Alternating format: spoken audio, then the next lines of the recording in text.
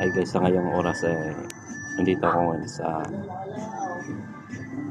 gawa ng asin dito. Hindi ko alam kung anong mayroon dito. Ito daw ang paggawa ng asin dito guys. Kung makikita nyo dito, yung mga ganyang mga bagay. Ayan.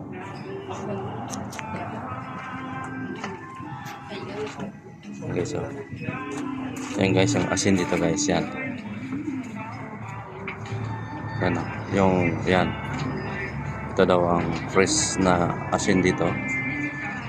Okay. Tapos mayroon din kasama na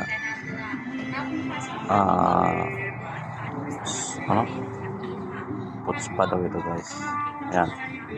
Sa salt. Ganda.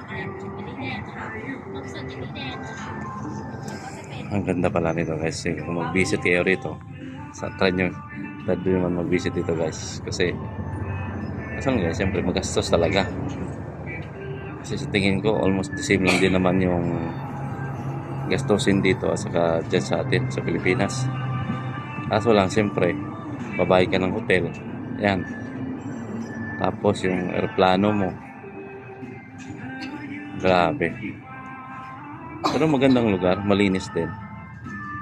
Marami daw dito mga pwedeng puntahan sa lugar na ito guys. Yan ang base sa kwento nila dito. Siyempre yung iba naman kasi hindi ko naman masyado maintindihan kung ano yung sinasabi nila. Dahil siyempre medyo mahirap magsalita. At saka okay din naman guys.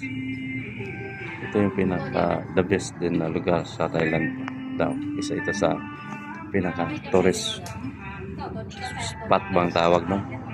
Dito guys, maganda. Tapos doon sa loob ng bus is mag-isa lang akong guest guys. Sobrang laki ng bus, tapos may mga kasama na driver at saka yung tagapamahala yata sa pagkain, tapos yung isang guide at saka yung isang sa to cameraman nila guys. Ganda. Pagod na pagod yung pa ako kanina pero pero ayan, wala eh. Ito na try ko lang yan. 10 minutes daw ito eh. So 2 minutes pa lang. Maganda talaga ang lugar, to be honest.